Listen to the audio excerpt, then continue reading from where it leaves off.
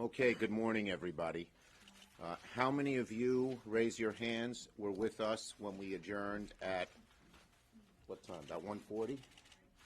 Got a few hands, few strays here. All right, yeah, I saw you in the gallery, Bolton. He's not lying. I saw you there.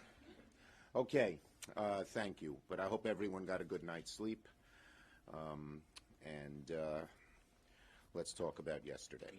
And as everyone knows, the Senate had a long but crucial debate over the rules of the trial last night, and it lasted into the early hours of the morning.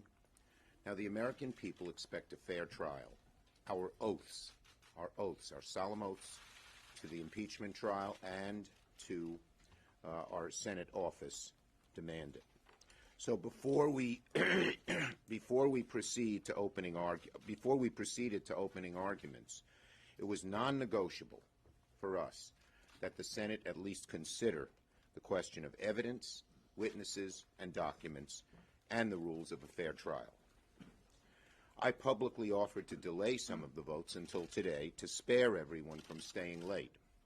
But Leader McConnell was so unwilling to let the trial of President Trump go on for one session longer than he had planned, he declined to delay any votes. It seems the only reason Senator McConnell refused to move votes back a day is because it would interfere with the timeline he promised the president. Not what's a fair trial, not what's letting the American people hear what they have to hear, but just what President Trump, the defendant here, wanted. Now, if there's one thing we learned from the series of votes on the Senate floor, it's that Leader McConnell and Senate Republicans don't want a fair trial that considers all the evidence. On 4 separate votes, every Senate Republican voted against requesting relevant documents for the trial. On 3 other votes, every Senate Republican voted against calling relevant witnesses before the Senate. Republican senators even voted against amendments that made basic, fair, procedural fixes. One that prohibited the White House from selectively leaking documents, and another giving both parties a reasonable time to respond to motions. Even those they opposed. At the very end of the night, every Senate Republican rejected Senator Van Hollen's amendment to place the question of witness relevancy in the hands of the Chief Justice, and voted down an amendment to guarantee the consideration of witnesses and documents later in the trial. That particular amendment, the one that would guarantee votes on witnesses and documents, revealed a charade that the Republicans are participating in here. All along, Republicans have said it's not that we don't want witnesses and documents, we just want to vote on them later. We explained why that made no sense from a trial perspective. It meant that presentations could not rely on this important evidence, that senators cannot ask questions about this evidence, and can only decide on this crucial question once the trial is basically over. We've been calling it Alice in Wonderland trial. But even then, Leader McConnell's resolution allows only one vote on whether motions to subpoena witnesses and documents are in order. He amended it. Different from the Clinton situation, the Clinton impeachment. Only one vote on whether to have witnesses and documents. Not on witnesses and documents, merely a vote on whether to have a debate about having a vote on witnesses and documents. When we offered an amendment to actually guarantee votes on witnesses and documents after the question period, after the presentations, instead of one vague procedural motion, every single Republican said no. So when they say, oh, they want to make sure we'll vote on witnesses and documents later, their votes belie that. The bottom line is this. The very first thing the American people saw when they tuned into the impeachment trial of President Trump was Republican senators voting against having a fair trial with relevant evidence. It's clear that the American people overwhelmingly support a fair trial and overwhelmingly support witnesses and documents. So, it was a dark day and a dark night for the Senate. As a consequence, the impeachment trial of President Trump begins with a cloud hanging over it, a cloud of unfairness. Democrats will seek additional votes on witnesses and documents down the line. Yesterday we put the spotlight, Yesterday we put the spotlight on the number one issue in having a fair trial, witnesses and documents. That's just where the spotlight belonged. And I predict that as a result, that spotlight will continue to focus on witnesses and documents, and the pressure will continue to build on Republican senators. As we saw yesterday, Leader McConnell was forced to tweak his organizing resolution before it was even offered, with modifications scrawled in the margins, after several Senate Republicans agreed with Democratic objections. I'm glad a few of Leader McConnell's most egregious proposals were expunged. But let me point out, the fact that McConnell had to change his resolution showed that Republicans can make this trial more fair if they want to. It's not a question of ability. They can, if they want. It's a question of conscience. Senate Republicans have the power in their hands to make it a fair trial. Will they use it when it matters? The next real test will come after Q&A, when we revisit the issue of witnesses and documents. I want to make one final point. The House managers made a very clear and compelling case, not only on the glaring need for evidence, but also on the gravity of the president's offenses. In stark contrast, the White House defense were unprepared, confused, and totally unconvincing. White House counsel resorted to the kind of histrionics you see on Fox News evening broadcasts, rather than any sober-minded argument that could persuade thoughtful senators. On multiple occasions, they made discrete and demonstrable factual errors. The president is always loose with the truth, and it seems his lawyers are the same way. Most telling of all, White House counsel were far more preoccupied with making inflammatory and inaccurate statements about House managers than providing an actual defense of the president's conduct. This does not bode well for the president's case if this pattern continues over the course of the trial. Senator Murray. Well, thank you, Senator Schumer. Look, the difference between what we saw from Senate Republicans and Democrats last night couldn't have been more stark.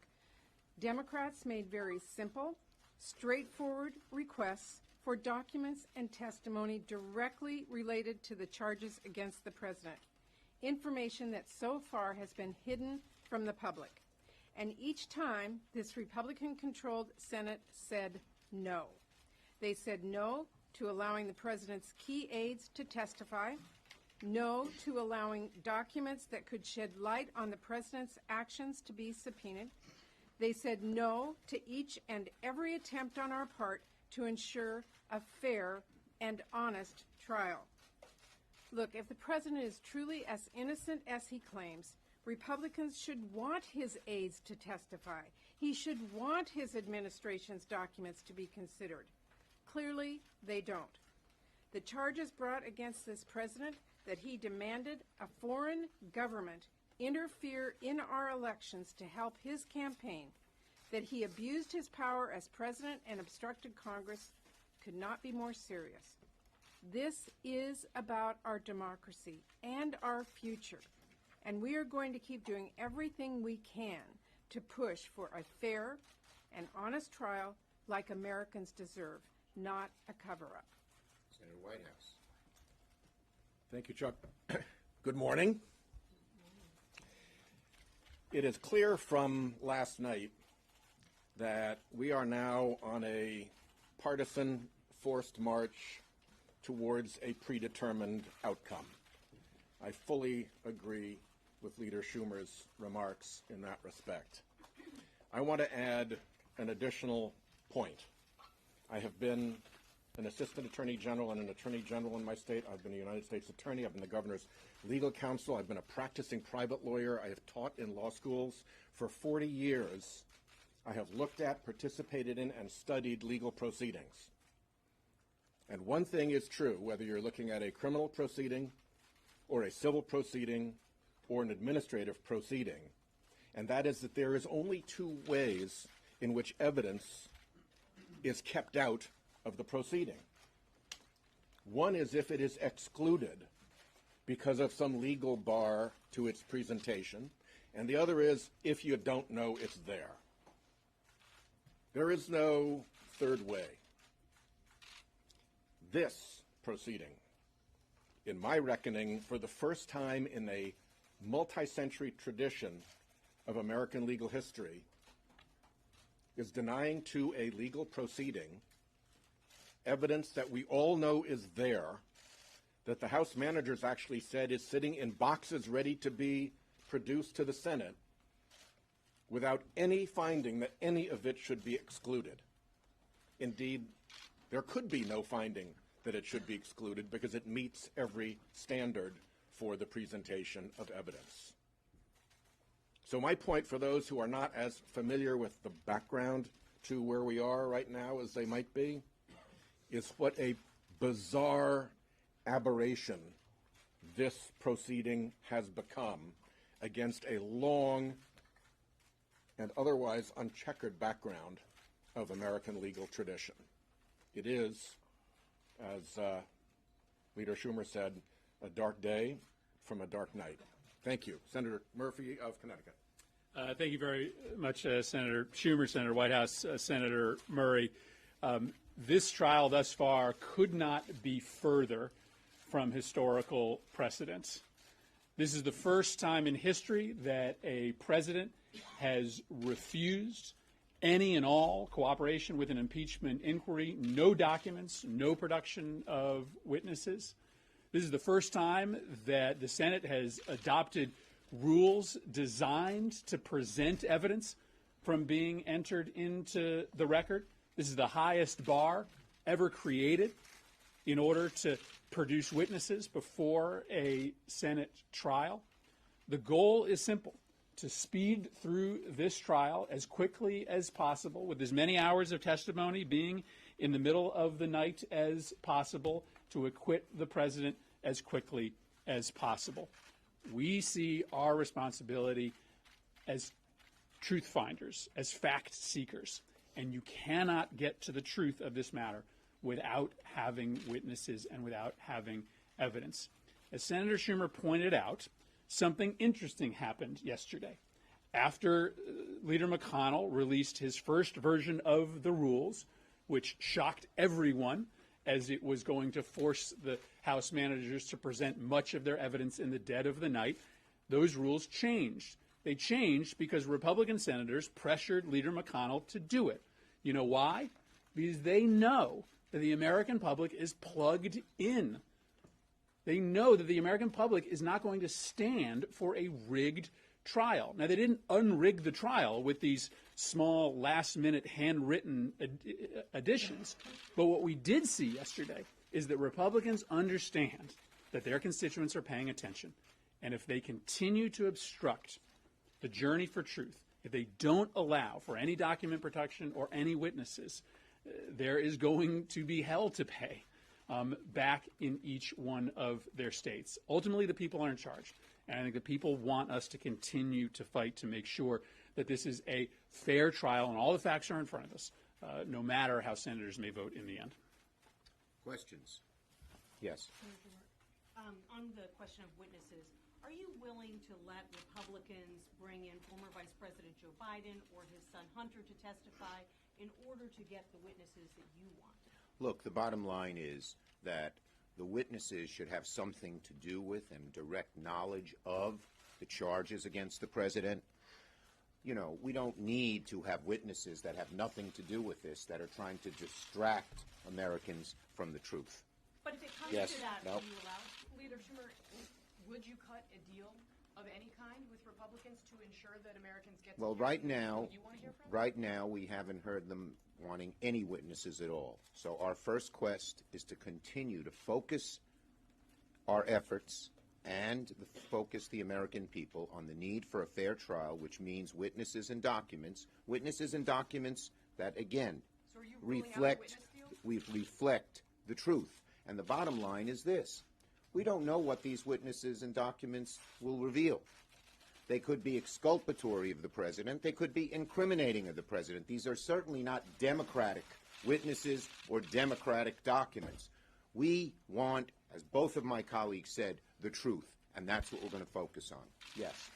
You said there would be additional motions down the road. Can you expand on that at all? Well, the motions now will be made. Right now, we will have the arguments by the House managers, then the arguments by the president's lawyers, then there'll be a question period. We will certainly try to find ways, whether it's the House managers, who I imagine would want to do it themselves, or us, to get direct votes on each witness and document once again after the arguments are made. Yes. During yesterday's long session on the floor, did you speak with McConnell at all to try to put together a deal, maybe to go into closed session or to come up with a deal on evidence and witnesses or votes or procedure? Were there any negotiations with leadership yesterday? Well, the one negotiation was sort of done in public, where Leader McConnell wanted to stack votes. We said no, but we didn't want to go late into the night. That was McConnell's choice. And it seems, both by his initial offer in terms of the resolution and what happened, they want it in the dark of night. They want as much of this hidden from the American people as possible. But the good news is, as Chris mentioned, Sheldon and Patty, the American people are focusing on this. And Republican senators realize that. And our hope is they will go to Leader McConnell and say, your obeisance to do whatever Trump wants is not serving anybody very well. Certainly not the American people. Yes. Do you think Leader McConnell was genuine in making those last-minute changes, or do you think he had those in his back pocket? I don't know. I was not there, so I wouldn't speculate on that. Sense that he was ready I get a sense from what I heard reports at the Republican lunch that a large number of Republicans thought it was egregiously unfair. It's still unfair, and we hope that it's sort of a prelude to putting pressure on McConnell for real votes and getting witnesses and documents that the witnesses and documents that we've asked for. And if they have other suggestions about witnesses and documents that have direct effect on the trial and have knowledge of what happened when the aid was cut off, we're open to hearing about it. Yes. How much coordination are you having with the House managers as they present their case? Not very much. Now, we are not like McConnell. We're not secretive and close to the vest. 3 weeks ago, I sent a letter to McConnell and to every member of the caucus saying we wanted votes on these seven. We wanted these 7 votes. It was 4 on witnesses, 3 on documents. We ended up putting 2 together because they were related, Duffy and Blair. And then yesterday, I said publicly, we are going to try and undo some of the most egregious parts of McConnell's deviation from the Clinton plan. Most particularly, we wanted to undo the situation where there would not be an ability to ask for votes on the witnesses and documents afterwards. So they sort of know what we're doing, and we are not taking our signals from them. We decided in a caucus ourselves what amendments we wanted to ask for yesterday. Yes. Do you worry at all that the strategy to push for witnesses and documents, including the late-night vote last night, will turn off some of the moderate Republicans that you guys will need to follow through on this? Look, here's the bottom line. We're seeking the truth. The American people want the truth. We would be derelict in our responsibilities if we didn't ask for these votes. Remember, this is the only time we're guaranteed getting a vote on witnesses and documents. And so we would not be doing our job if we didn't try to make this trial fair. We're going to continue to do it. And what will determine, in my judgment, how people vote is their conscience and their knowledge that the American people realize we're right. Yes. Are you concerned that the managers were too partisan, like Rep. Nadler saying that the GOP was involved in a cover-up, and do you think it's hurting? You know, what I said here, I believe that the arguments of the House managers were overwhelmingly on the merits, on the facts. The arguments of the president's lawyers were like a Fox News show, a lot of finger pointing and nothing to do with the actual facts. I thought about this as I was listening. If this was an actual trial and you were a jury, after those arguments, I'd be certain that the president's managers would prevail and the president would be convicted. Because when you sit in a jury box, you're hearing the actual facts. And all these things, oh, this, that, and the other thing that have nothing to do with it, which it seems to be the president's lawyer's way of arguing, don't really make a difference. Any seasoned lawyer, Sheldon's not here. You're not a seasoned lawyer. I'm not a seasoned lawyer. You're not a seasoned lawyer. But any... Yeah, same thing. So any jury sitting there would have been overwhelmed by the huge and important and really factual, direct discussion of what happened. So I think, and one other point. This may be the first time many of our Republican colleagues are actually hearing the arguments made by the House. When you have to sit there, no iPhones, no laptops, no phone calls. It's a different way to approach it. So, I think it's successful. And I think the next 3 days, I'm really looking forward to hearing the House manager's case go to the senators sitting there without their phones and laptops and to the American people. I think it's going to be very, very powerful. I read their brief. It's great. Thank you, everybody.